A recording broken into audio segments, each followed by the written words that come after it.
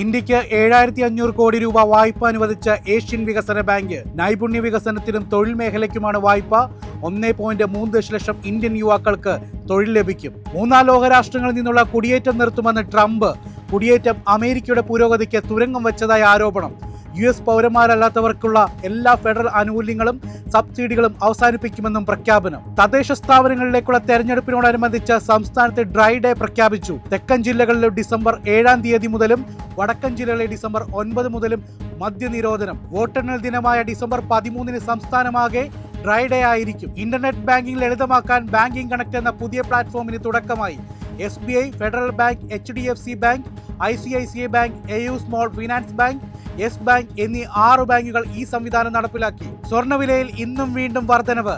ഗ്രാമിന്റെ വില 65 രൂപ കൂടി 11,775 രൂപയായി.